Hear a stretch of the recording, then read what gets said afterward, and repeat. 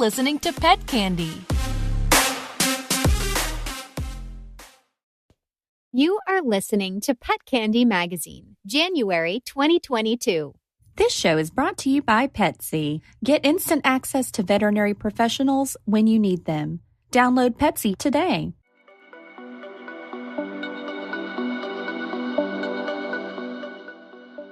Welcome to the world of pet candy. Dr. Joe Lopez. Do you remember where you were 2 years ago?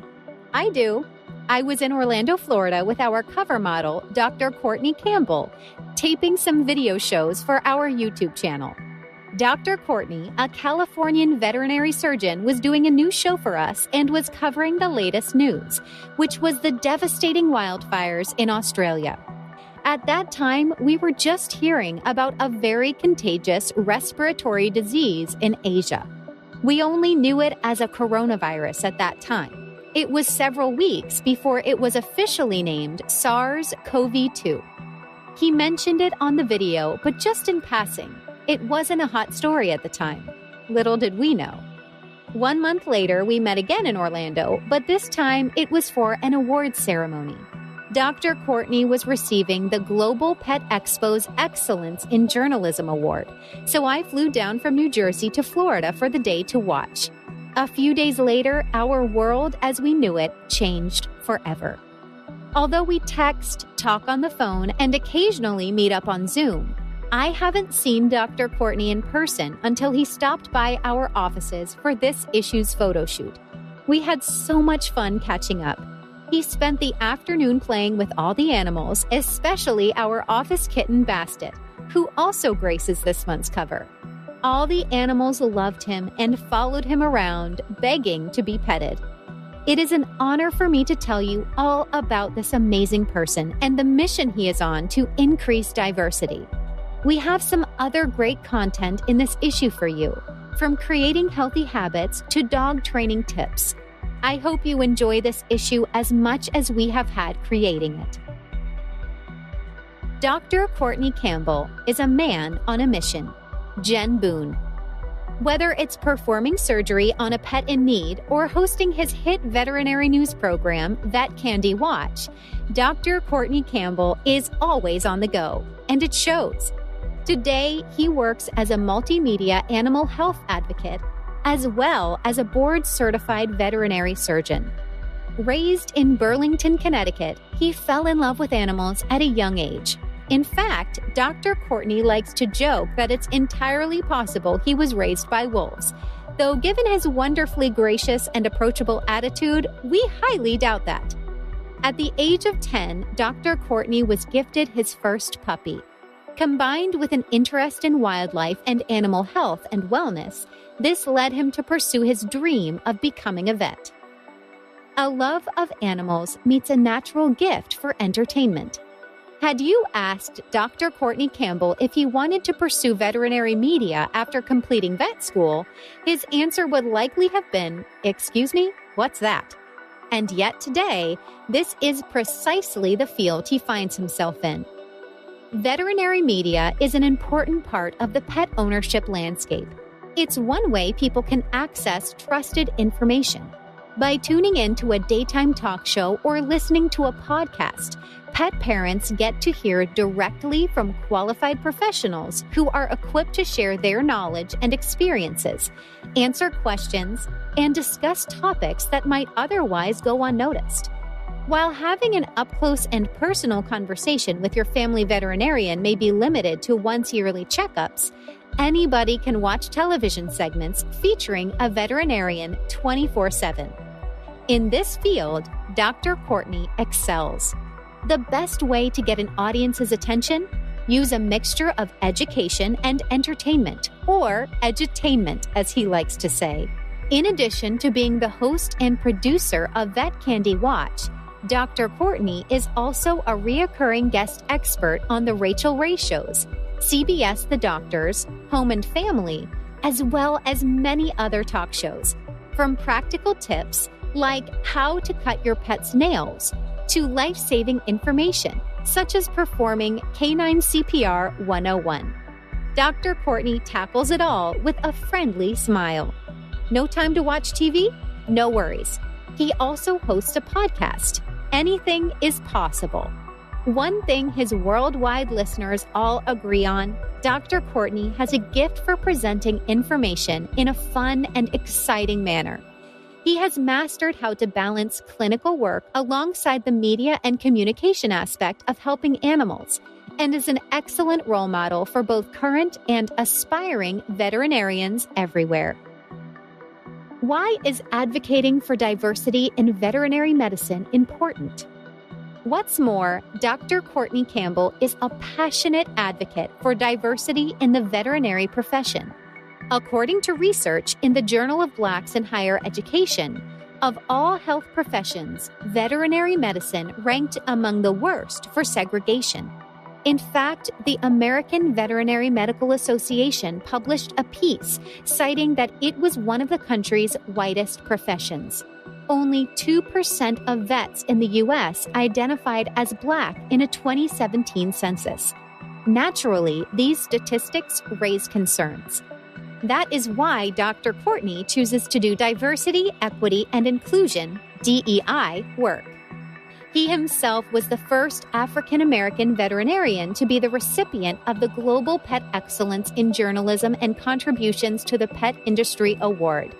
In his own words, everyone should do their part to foster the love of animal medicine for all people, no matter their race or gender. The contributions of African-American veterinarians, veterinary technicians, and research scientists should be recognized and celebrated. Without a doubt, Dr. Courtney is a star who shines bright in the world of veterinary medicine. Want to learn more? Follow Dr. Courtney on social media at Dr. Courtney DVM. 25 things you didn't know about me.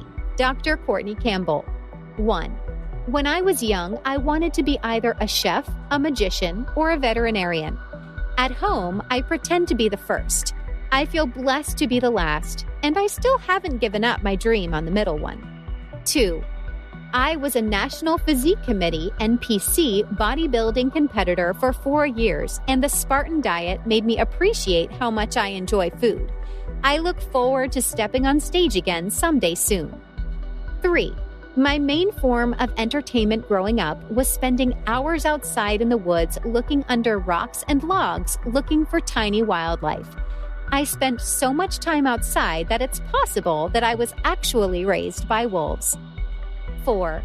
I've acted in over 6 theater productions, and I survived the week prior to opening night, also called Hell Week, by eating a steady diet of just tortilla chips and green tea.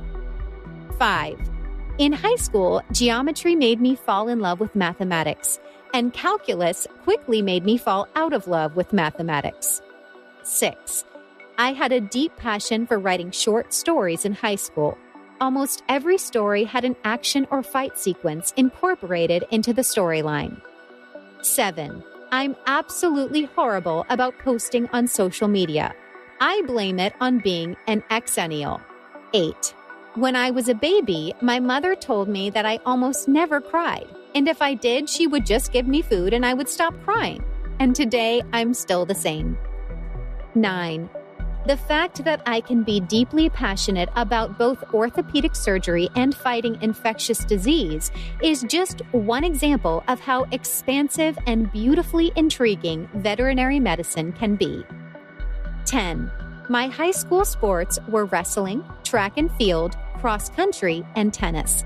I was probably one of the worst tennis players my high school has ever seen. 11. I am a native of Connecticut.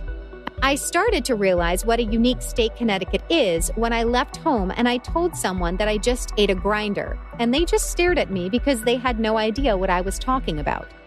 12.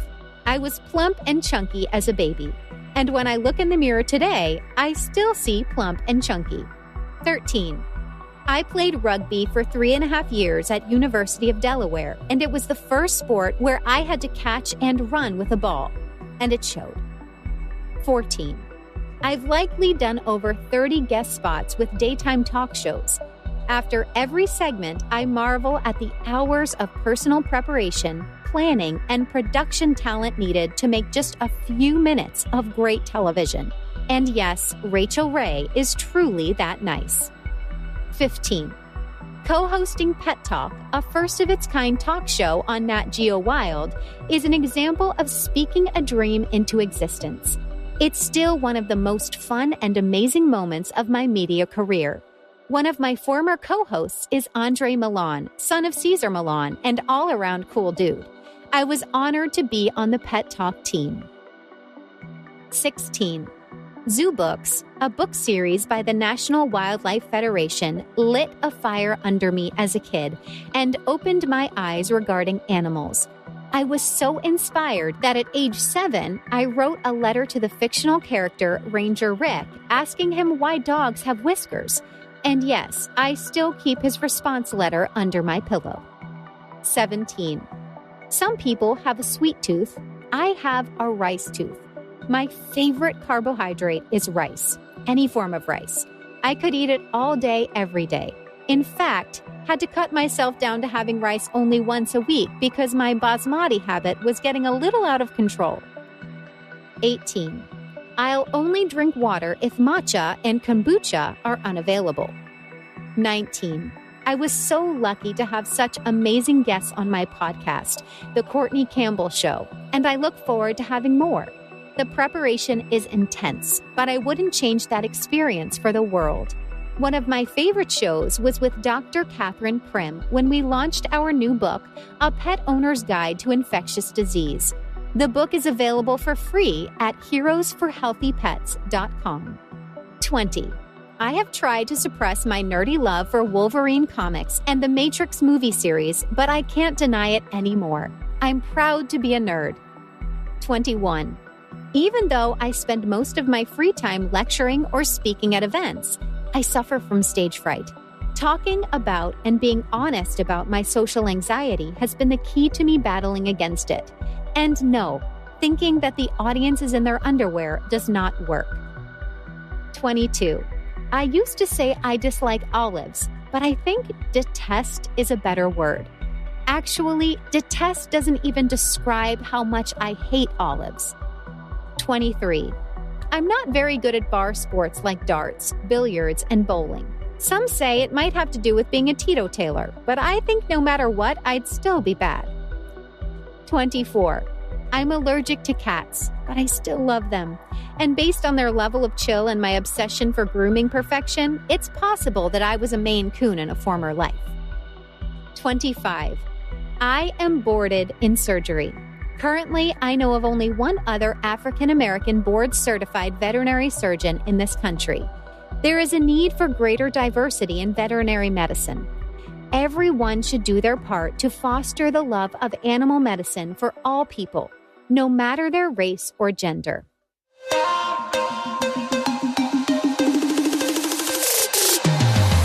We'll be right back with more pet candy. Let's face it, we all love our pets, and we want to do whatever it takes to keep them healthy and happy. When you have questions or problems, it's important to speak to someone right away who can help.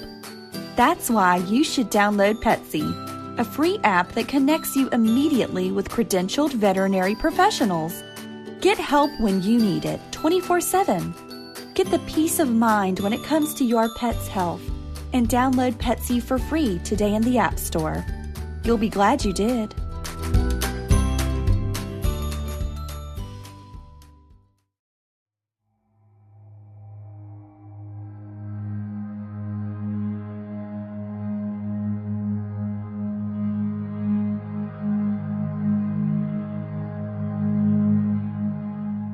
Veterinarian Shortage reaches all-time high as staff are overwhelmed.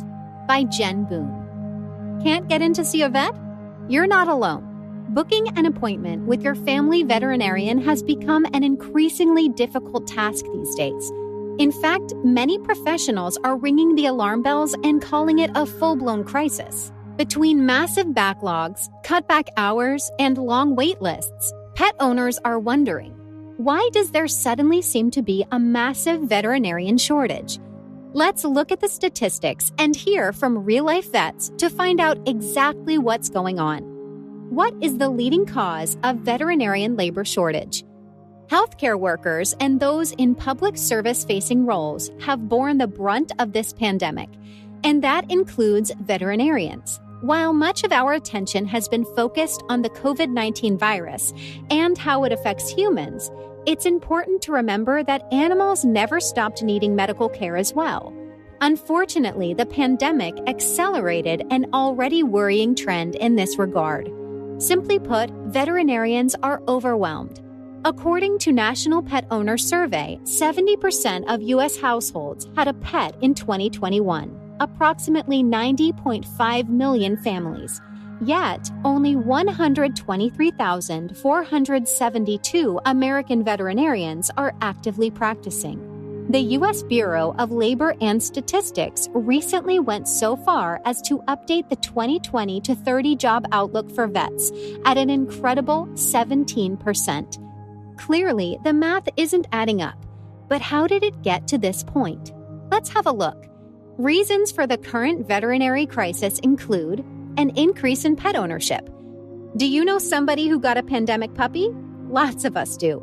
The ASPCA found that 23 million American households acquired a pet during COVID-19.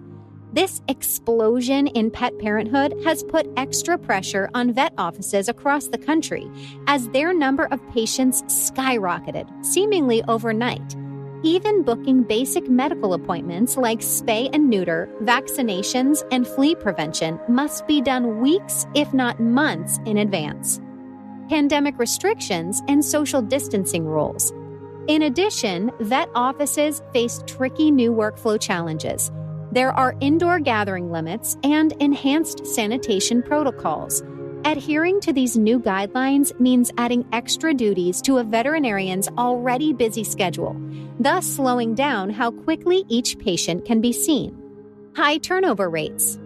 Thirdly, the American Animal Hospital Association claims 23% is the average turnover rate for staff in a veterinary work setting, nearly a quarter. Positions such as veterinarian, technician, assistant, receptionist, office manager, etc., all make up this percentage. In underserved areas, losing even one or two staff members can be a huge blow to the pet community. This is especially true if a single vet clinic serves a large population or is located in a remote setting. As we can see, the problem is complex. Despite veterinary school applications growing by 19% in 2021, there is still a dire need for more animal lovers to join the profession. 5 reasons why experienced vets are switching careers or retiring early. Now we know the external factors adding to the overwhelming situations veterinarians find themselves in. But what about the internal side of things? We talked to vets to hear from the source. Many have chosen to hang up their scrubs because of burnout, chronic stress, long working hours, emotional toll, poor work-life balance. The takeaway? Finding a veterinarian to care for your furry family member is no longer an easy task. Hopefully, these overwhelming demands will ease as we approach the end of the pandemic. What is the solution? You can use telemedicine. By definition, veterinary telemedicine is the remote diagnosis and treatment of pets by means of communicating through technology. The year 2020 has been transformative for telemedicine, with the COVID-19 pandemic fueling a rapid shift in how people access veterinary care. Veterinary telemedicine gained a lot of popularity during the pandemic, and some pet parents prefer to continue their visits this way. With many veterinary clinics booking out appointments several weeks, telemedicine is a great option for you.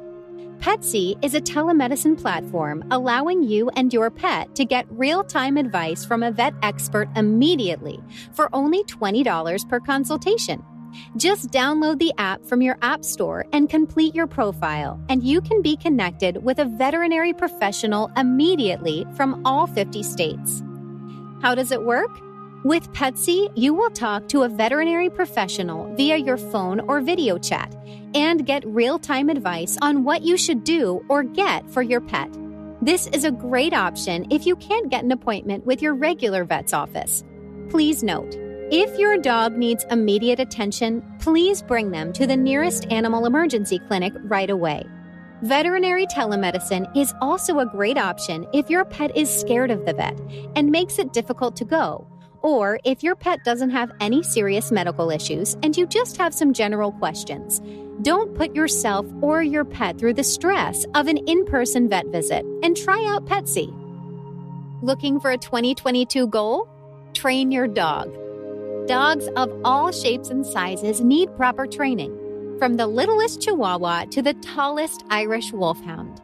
Every dog benefits from a solid foundation of basic obedience skills. This keeps them safe and mentally stimulated. Then there's the fun side of things, like learning new tricks. Looking to add one such goal to your 2022 list? Consider training your dog. 3 reasons why training your dog is a great New Year's resolution. When we brainstorm resolutions for the new year, oftentimes they have to do with only ourselves. For instance, promising to eat more leafy green vegetables or go to yoga twice per month. These are admirable health goals. But what about our dogs? Canines can benefit from 2022 New Year's resolutions as well. By committing to training your dog, you will accomplish the following. Build a stronger dog-human bond. Training takes patience. It requires you to be totally present in the moment with your pet. When we put forth effort into teaching our dog, we are also giving them our undivided attention. Dogs thrive on this. All they desire is your love and praise. Therefore, consistent training is a fantastic way to bond with your pup. Improve dog manners. Does your dog jump up on guests, bark at children crossing the street, pull on the leash? These behaviors can be easily remedied with a few hours of training each month. Protect them from danger.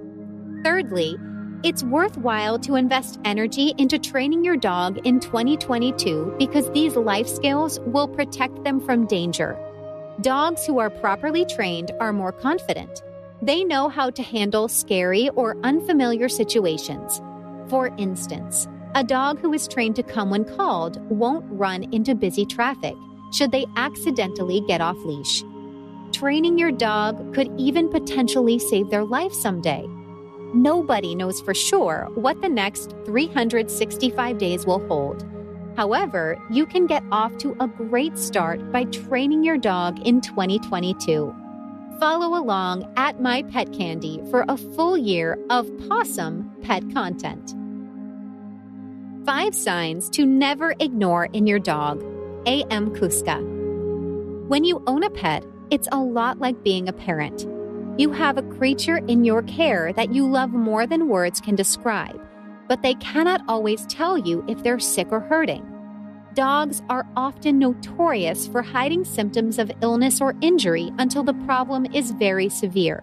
But here are some warning signs that may mean something is wrong. Constant coughing. The occasional cough is normal, but if your dog is coughing all the time, it needs to be investigated. It could be as simple as something caught in their throat, but it may also be a sign of a more serious disease. Even if your dog seems fine otherwise, it's best to get your coughing dog seen by a vet right away. Loss of appetite. Most dogs live to eat, but if your big eater is suddenly poking at their food, it's time to go to the vet. Loss of appetite can be a sign that something is seriously wrong. Even if your dog is a picky eater and suddenly has a change of appetite beyond normal, these things should be investigated for your pet's long-term well-being. Drinking lots of water. If your dog is constantly at the water bowl, no matter how many times you fill it up, it's time for an evaluation at the vet. Drinking excess amounts of water can be a sign of some serious diseases, such as diabetes. Your vet can take a blood sample to check for common diseases that could be causing this problem. If you catch these diseases early, the outcome for the pet is often much better than if you wait until more symptoms appear. Sudden changes in behavior. Is your normally well-behaved dog suddenly growling at everyone? Is your hyperactive retriever suddenly calm and just a little too easy to walk? Sudden changes in behavior can mean more than simply a dog getting older. Irritability can be a sign that your pet is in pain somewhere, even if he's not showing it any other way. A calm dog who is normally energetic could actually be sick. The only way to know for sure is to get your pet evaluated by a professional, then go from there. Heavy panting. Unless you've just played a rousing game of fetch or it's very hot out, heavy panting can be a sign of other problems. If there's no obvious reason for it, chances are that heavy panting is a sign of distress in your pet. It's best to be cautious and get your pet checked by a vet, especially if it's accompanied by other signs your pet is sick or hurt, such as limping, drooling, or acting dizzy. Our pets can't tell us what's wrong with their words, but they can indicate problems through their behavior. If you notice one of these signs in your pet, it's time to see a vet to make sure everything is okay. French Bulldogs have higher risk of 20 common health disorders. French Bulldogs have significantly higher odds of being diagnosed with 20 common disorders compared to other dog breeds, reports a study published in the journal Canine Medicine and Genetics. To reduce the risks of breathing disorders associated with the typical shorter muzzle and flat head of French Bulldogs, the authors propose a shift to focus breeding towards more moderate characteristics. Authors from the Royal Veterinary College, Hertfordshire, England, used records from veterinary practices across the UK from 2016 using the Vet Compass database, including 2,781 French Bulldogs and 21,850 other dog breeds. Dan O'Neill and colleagues compared diagnoses for 43 specific disorders between French Bulldogs and other dog breeds. The authors observed that French Bulldogs were at significantly greater risk than other dogs for narrowed nostrils, 42.14 times greater risk, obstructive airway syndrome, 30.89 times greater risk, ear discharge, 14.40 times greater risk, and skin dermatitis, 11.18 times greater risk. Of the French Bulldogs included in the study, the authors found that 1,764, 63.4%, were diagnosed with one or more disorder, compared to 14,442, 66.1% of other dog breeds. This suggests that French Bulldogs may have slightly lower odds of being diagnosed with a disorder in general, but could also indicate owners are better at identifying health concerns in other dog breeds. Despite having a higher risk of developing 20 common disorders, French Bulldogs had lower odds of being diagnosed with 11 out of the 43 common disorders compared to other dogs, including undesirable behavior, lameness, and obesity. This highlights that the breed has the potential to move towards a healthier profile. The authors suggest that selectively breeding away from the extreme high-risk physical features of French Bulldogs, such as shorter muzzles and skin folds that are associated with health disorders, could improve the overall health of the breed.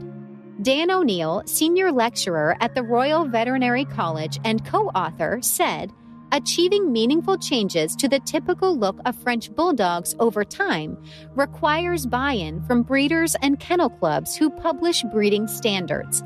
But the biggest responsibility lies with owners who ultimately can demand dogs with more moderate features." The Kennel Club have recently updated the breed standard for the French Bulldog to move further away from elements of extreme conformation with the evidence of health ill effects. This is a very positive step to prioritize the health of dogs over human desires for how these dogs look, and we must now continue this evolution of the breed towards a more moderate conformation. The authors caution that their results are reliant on reports from veterinary practices and may not indicate how long each individual dog suffers with a disorder or its severity. They also caution that owners may not recognize that snoring in French Bulldogs could be indicative of a breathing disorder and may not take their dog to the vets. The authors conclude that kennel clubs, breeders, and the general public need to work together to encourage the breeding and purchasing of French Bulldogs with less extreme features associated with poor health.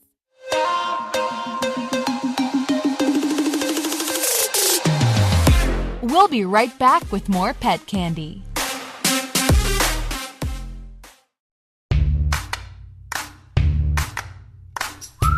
Hey pet parents, this is your favorite lifestyle guru, Renee Michelle, and I'm excited to tell you about my new show on Pet Candy. Join me and make some cute pet stuff. Talk about life and love and everything in between. Check out the Renee Michelle Show on mypetcandy.com and let's have some fun.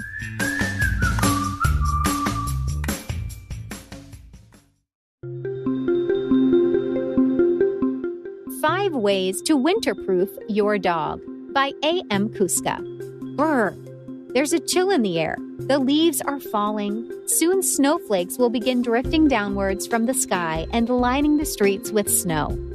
How does your dog feel about winter? For many pups, winter is a time of great fun. But all that snow and ice can prove to be dangerous for dogs. Unlike us humans, canines cannot adapt to the weather. Instead, they need us, their loving owners, to keep them safe and warm. Here's how. 1. Paw protection is a must. All that salt on the sidewalks and roads can lead to cracked paws. Similarly, frozen ground can be uncomfortable. Avoid painful walks and long-term damage by putting booties on your dog's feet. They might hop around and be silly at first, but it's worth it to protect their sensitive paw pads. 2. Limit walks in below zero temperatures. Letting Fido outside to do his business is A-okay. But if it's too cold for a person to be outside for more than 10 to 15 minutes, it's also too cold for a dog. Remember, hypothermia can be deadly. 3. Invest in a thick coat. Dogs have fur.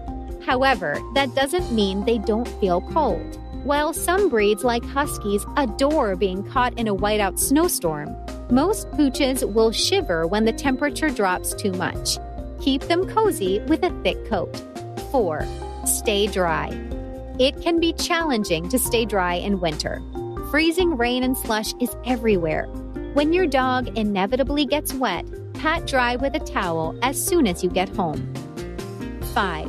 Know the signs of frostbite. If your dog's skin is bluish-white, swollen, and painful when touched, they may be suffering from frostbite. Ouch! Keep an eye out to prevent this from happening. Now, you and your pup can enjoy the season even if those walks are a little chillier than normal. How to create your perfect morning routine. A.M. Kuska. Let me preface this by saying no. You absolutely do not need to join the 5 a.m. club in order to have a successful and productive morning routine. In fact, if you aren't a morning person, I'd recommend you don't do that at first, because you'll likely just end up tired and run down. Mornings are supposed to be a fresh start. How you choose to define that fresh start is up to you, but there are numerous ways to create a morning routine. But here's how I set up mine that I've been using for almost a year now. Decide what you want your mornings to look like. You don't need to be specific here. All you need to do is define what a morning routine is to you. Is this your personal time? A time to relax? A time to be productive? A time to exercise? Or all of the above? Figure that out first, and all of the other pieces will follow suit. Pick a time. Pick a wake-up time that you genuinely believe you could commit to for 30 days. If you aren't a morning person, I recommend a 7 or 8 a.m. time. And if your goal is to ultimately get up even earlier, work towards that goal in half-hour increments. Don't throw yourself in at the deep end, or the routine likely won't stick. Determine the activities you want in your morning. The thing about a morning routine is that it is in fact a routine. To some, it's even a schedule. You have to know what you want to do in the mornings in order to reap the most reward from getting up earlier. If your goal is to use this extra time as your personal time, maybe take that extra long shower, take a bath, do some yoga, read a book, journal, etc. However, if you're like me and your mornings are about getting a jump start on your day, maybe you schedule going to the gym, meditating, getting a head start on work, etc. It's all up to you, but schedule it. What are the essentials? For beginners, I find the short bullet list of items to be beneficial in helping create your ideal morning routine. Pick your wake-up time. Include breakfast and water intake. Do something physically active, even just for 20 minutes. Schedule an equal amount of time for yourself. Meditate, journal, etc. Do something that makes you feel productive. Work, read, clean, etc. Schedule this in increments at first. It makes a huge difference. Commit for 30 days to make it habit. Morning routines make a significant difference in how your day goes overall. In my opinion. Where people falter is not treating it like a skill that has to be practiced and maintained. You'll have to rearrange your schedule, and your morning routine may even be specific to certain days. That's okay. The overall goal is just to ensure you feel that you're starting your day off on the right foot. The Best Vegan Korean Barbecue Chicken by Shayna Chapman. Prep time 20 minutes. Cook time 7 minutes. Total time approximately 30 minutes. Most people remember all the fun parties they went to while in college and all the unique experiences they had. Me, I remember the cafeteria's Korean barbecue chicken. The way I instantly knew they were serving it once I walked in the doors. The sweet smell of KBBQ sauce wafted into my nose and always brought such joy and excitement to me. It's the little things that count. However, I've recently been changing up my diet, and that meant switching to a more plant-based lifestyle. While it's been difficult to give up all the foods I've loved so much, I find it so rewarding when I'm able to find vegan substitutes that taste exactly like what they're replacing and are guilt-free.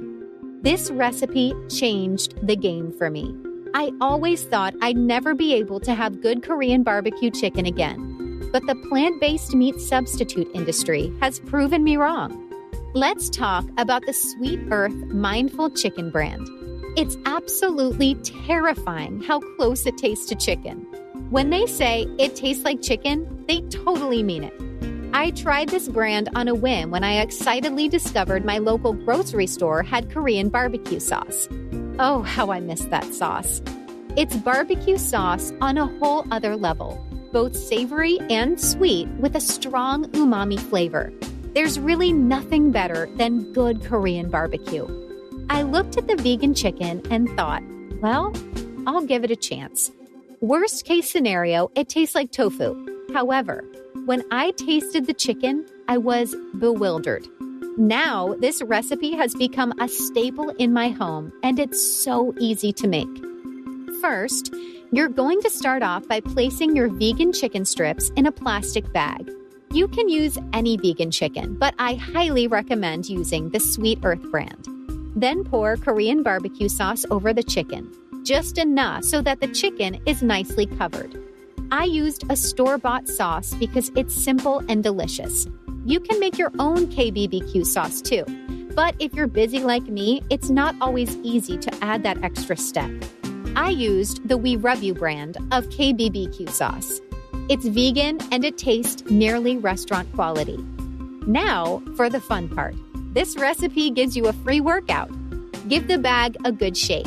I found it easy to jump up and down with the bag for a maximum chicken coverage. Once the sauce covers the chicken completely and evenly, place it in the fridge for 15 to 20 minutes to marinate. This is optional, as you could always leave it out of the fridge and let it sit for however long you have time for, but it tastes the best when it's left for as long as it takes for rice to cook. While the chicken marinates, I start to prepare what I want to eat with the dish. I absolutely loved a good chicken bowl back in the day with the sauce dripping onto steamed white rice. So of course, I whip up a batch of rice in the meantime with my rice cooker.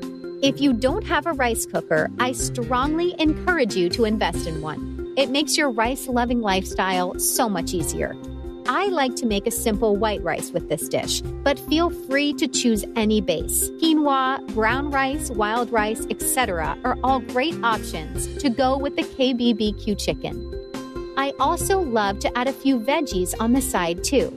Some shredded carrot, edamame, and even broccoli can really add a good healthy boost to your dish.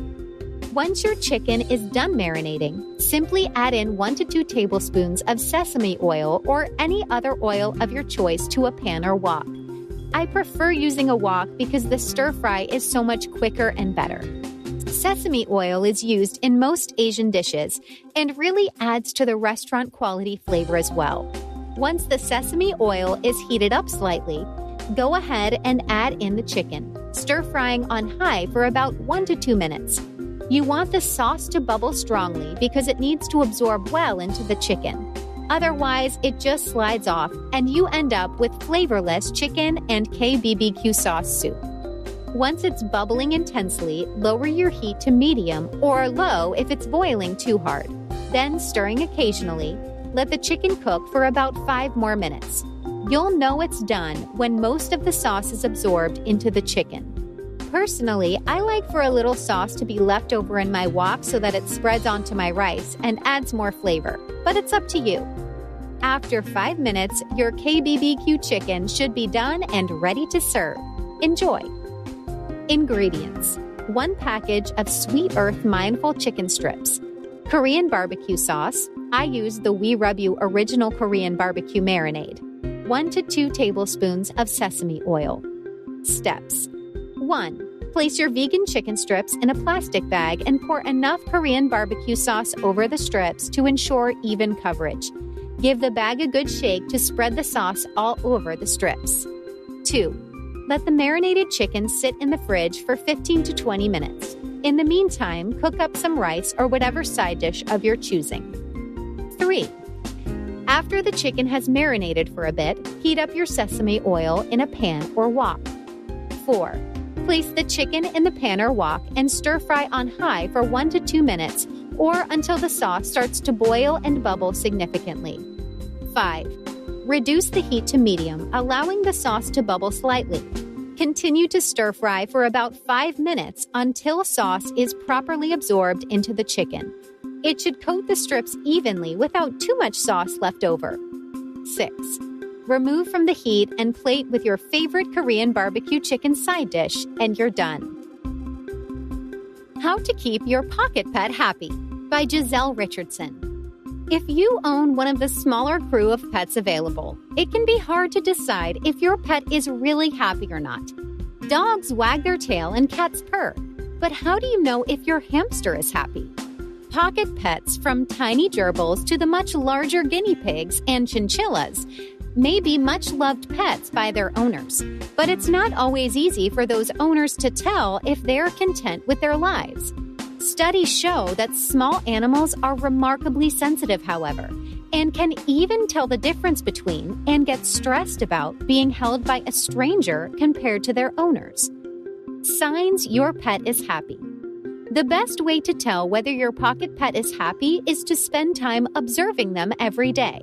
Through careful observation, you'll be able to see what is and isn't normal behavior for your pet. The signs of how your pocket pet is feeling may be tiny little shifts in behavior, so watching carefully is your best chance to make sure they're feeling okay. Improving their happiness. Once you know what your pet's behavior is like normally, you can start making small changes to improve on their happiness. One of the biggest things you can do is to keep them healthy. A sick pet is definitely an unhappy pet. You can aid in keeping them healthy by giving them the proper food, fresh, clean water, and keeping their cage clean. Other things you can do to keep them happy is to rotate toys so they always have something new and intriguing to inspect, as well as to teach them tricks. Even the smallest of pets can learn to do simple things, like touching a target or waving a paw for treats. Learning tricks often improves the bond between you and the pet and can boost their happiness. Pocket pets don't have the same research behind them as cats and dogs, but they are loved nonetheless. Use these tips to help make your pet as happy as possible.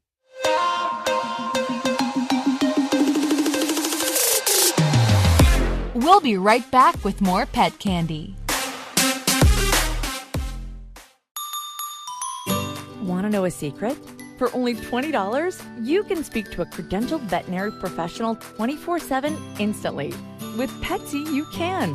Enjoy your life and be stress-free knowing that you can speak with a professional whenever you need to. Download the app for free today in the App Store. You will be happy you did.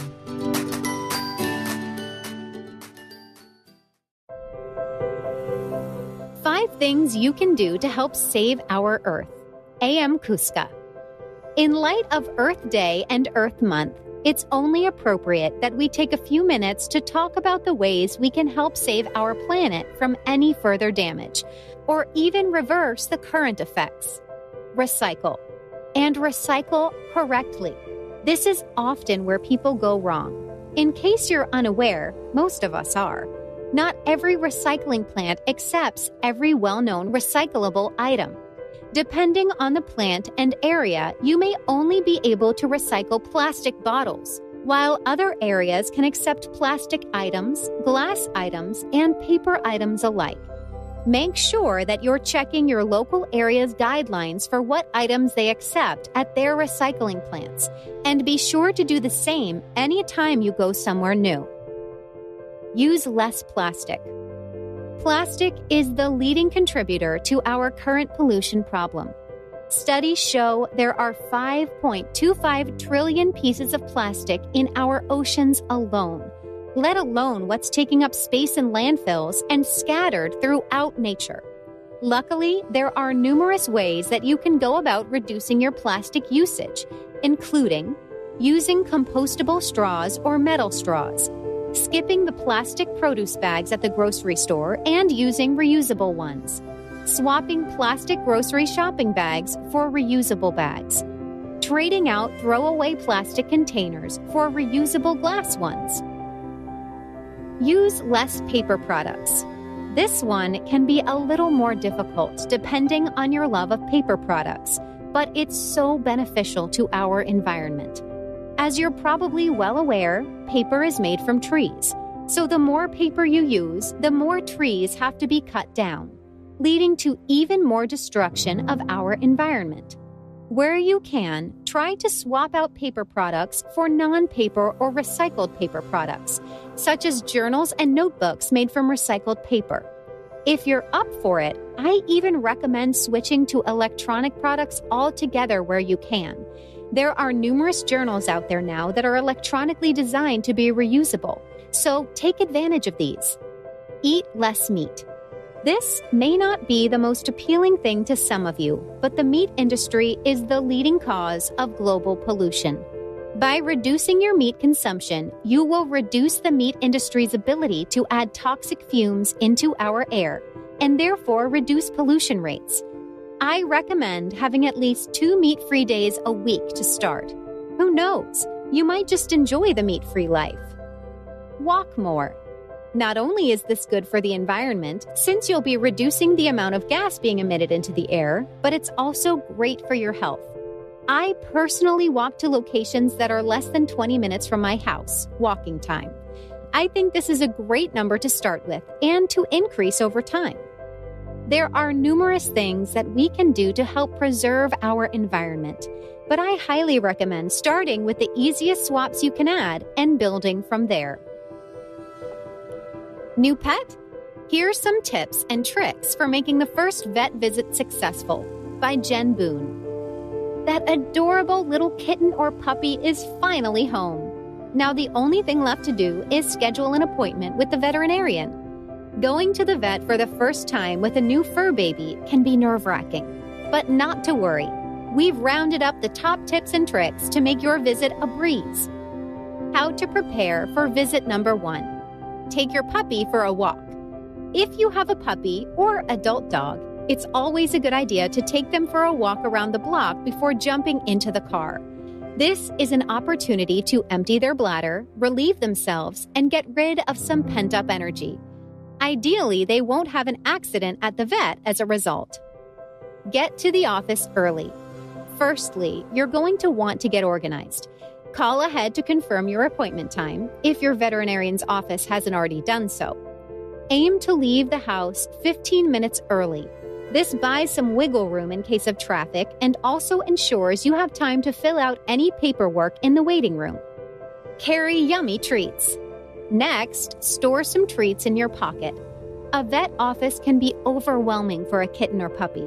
Draw their attention onto you by offering delicious snacks. This will help distract them from scary noises and weird smells. Reward good behavior.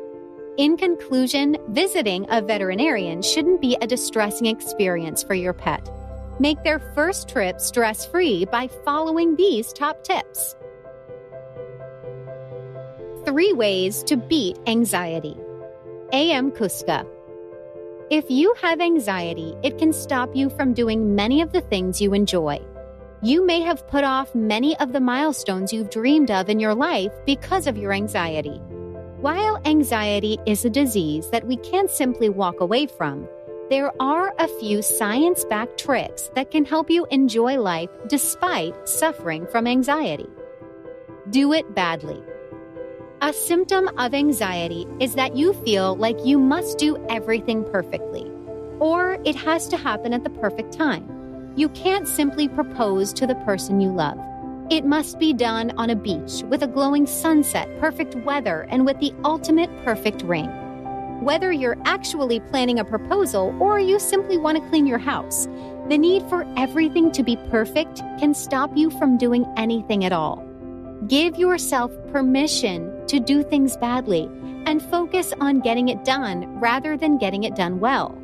You may be surprised at just how good your bad job turned out. Forgive yourself. Did you make a mistake? With anxiety, you're probably up at night plagued by something you said at a party way back in 2010. We're generally our worst critics, but you can't really avoid yourself. When you find yourself worrying because you think you screwed up at work or you said something you regret, forgive yourself first. Help others. A great way to help ease anxiety, according to science, is to help others. Volunteer for a cause you feel close to or spend time working on helping future generations. When you feel like you have a purpose in life, it can go a long way to helping how you feel about yourself. Anxiety is a crippling condition, but there are steps you can take to help ease some of the problems caused by it. These 3 suggestions are all backed by science. Why is my dog coughing? By Dr. Joe Lopez. Many things can cause your dog to cough. Canine Infectious Respiratory Disease Complex, CIRDC, is a new term to describe the various pathogens that can cause coughing and other respiratory signs in dogs.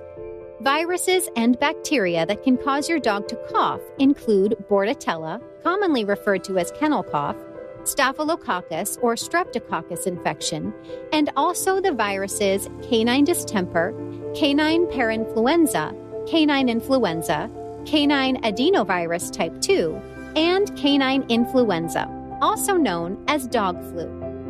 Dog flu is the most recently discovered virus. One, H3N8, originated as a horse virus but crossed over into dogs. The other, H3N2, originated as a bird virus and crossed over to dogs. H3N8 was first identified in dogs in 2004 in Florida, and H3N2 was first found in Asia around 2002. How would they spread? Just like the way a cold or flu transfers from people to people, these bacteria and viruses transfer to a healthy dog through direct contact with respiratory secretions from an infected dog.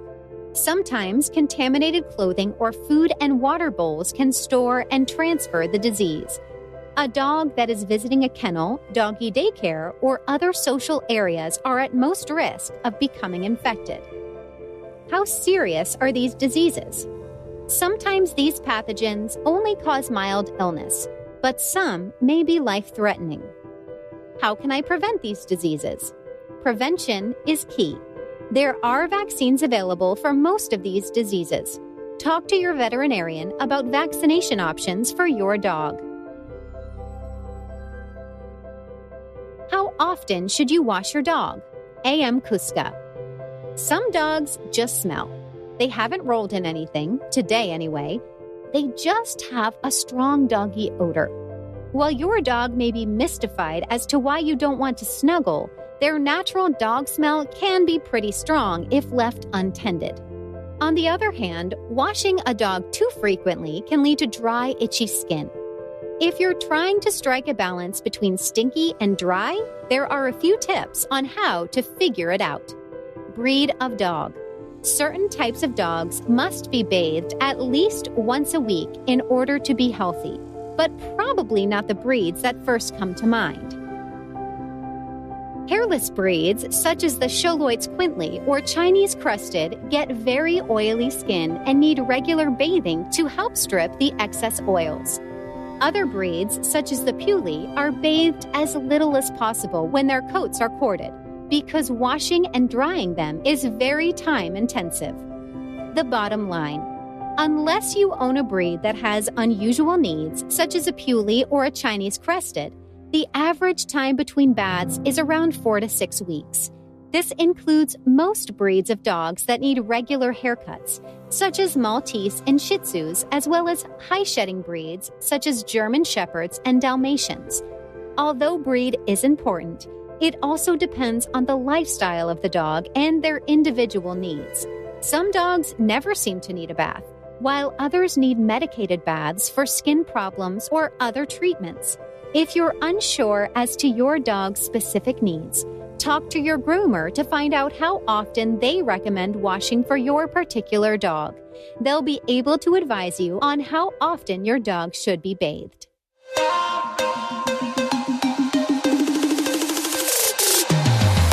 We'll be right back with more pet candy.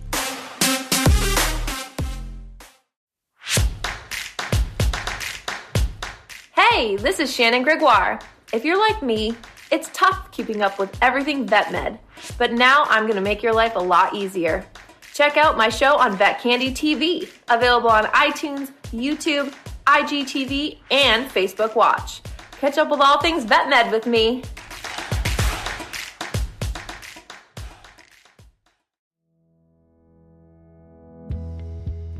What pet is best for your lifestyle? A.M. Kuska. Choosing a new pet can be a very exciting time in your life. There are many types of animals available, from the traditional dog and cat to large animals such as pet pigs and horses, as well as exotic animals like birds and reptiles. With so many choices out there, you might find it difficult to choose an animal that fits your lifestyle. However, taking the time to do your research is very important. The right pet will keep you from later being forced to give up an animal because you're unable to meet its needs. You're already on the right track just by reading an article like this one. So let's get started. How much time do you have? Some animals take a great deal of care, while other animals need hardly any time at all. If you're away frequently and need an animal that's easy to care for, a fish tank is an ideal option. Fish only need a sprinkling of food once or twice a day and a water change once a week in order to have a good quality of life. On the opposite end of the spectrum, dogs require a minimum of 30 minutes of exercise, many hours of training, and boarding when you're away. If you're away very often, they may not be the best choice. If you want a pet that requires more care than a fish, but less care than a dog, a cat could be the right mix. They can take care of their own toilet needs if you're away long hours at work, but will still be fine with a cuddle on the couch once you get back. Do you have kids? Not all animals handle children well, especially when they're small. Rabbits, for example, are prey animals and may not enjoy being clung to. On the other hand, rats are surprisingly playful and intelligent, while not requiring the same maintenance as a dog or cat.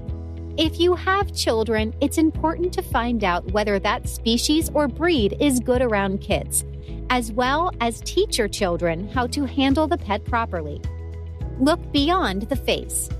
A common mistake is to fall in love with the idea of a breed or species, only to get that animal and discover that your ideals didn't match reality.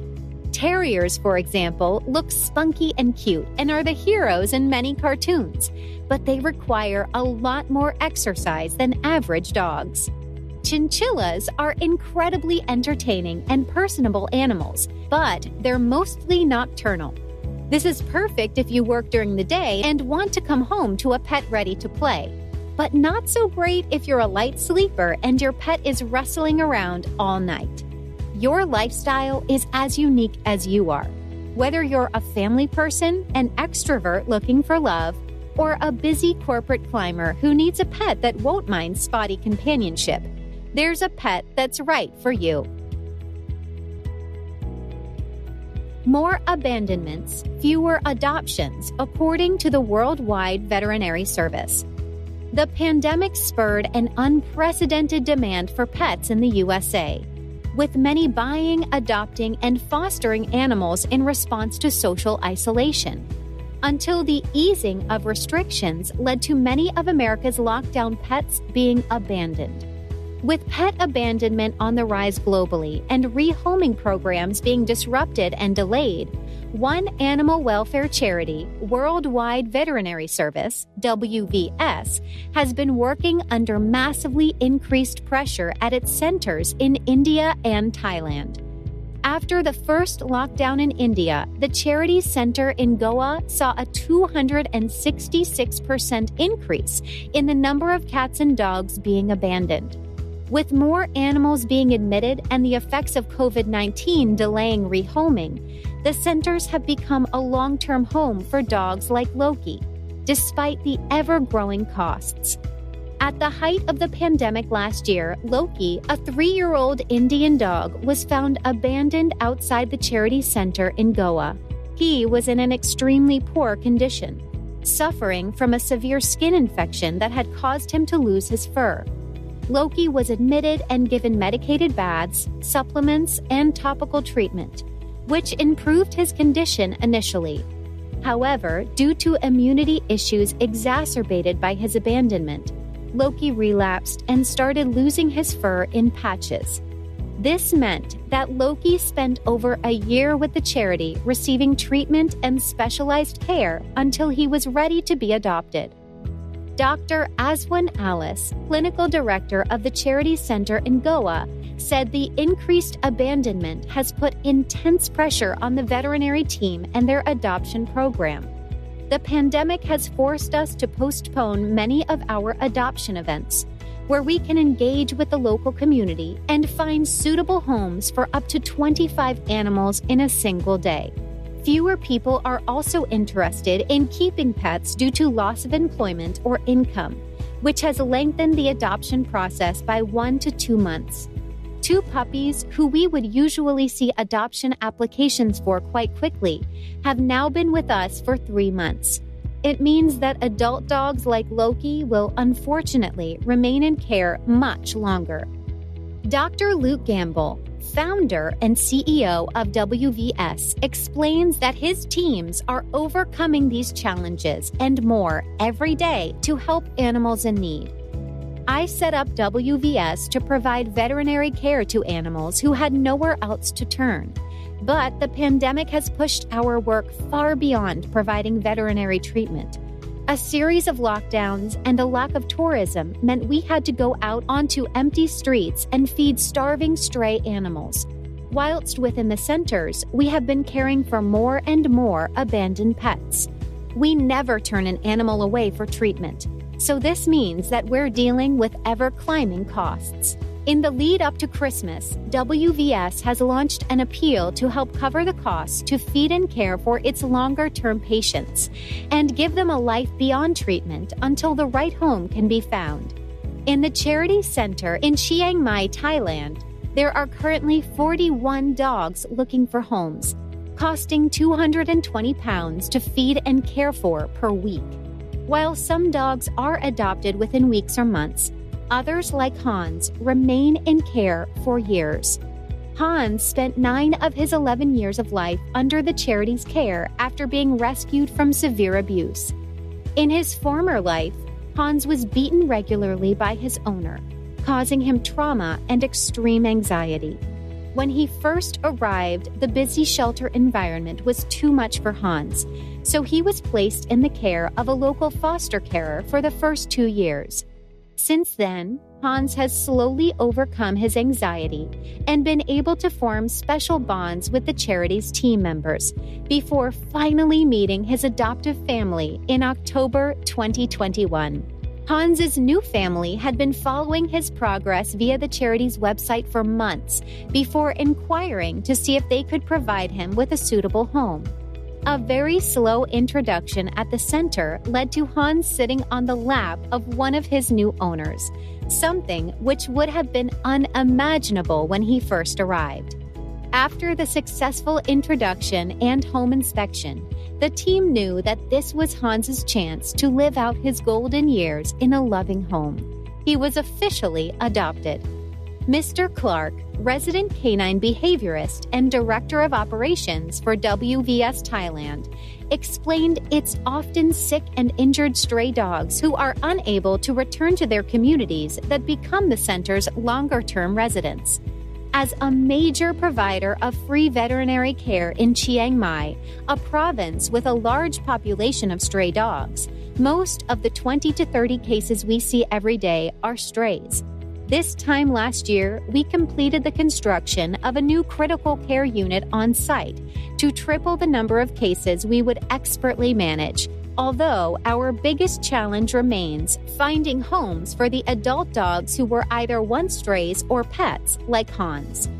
Readers can help care for dogs and cats in India and Thailand who, through no fault of their own, have found themselves in shelters waiting for the right person to come along.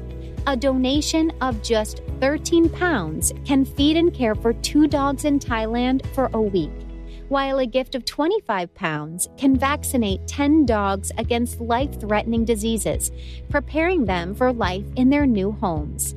Learn more about the urgent appeal and how you can support here. www.wvs.org.uk/life-after-treatment.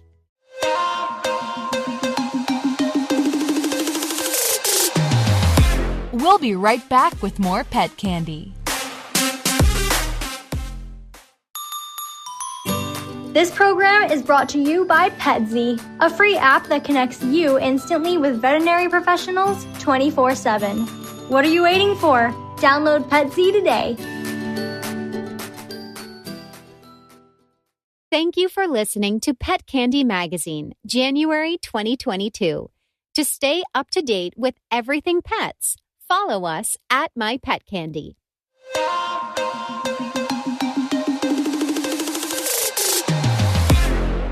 It's Pet Candy. Pet Candy. It's Pet Candy Radio.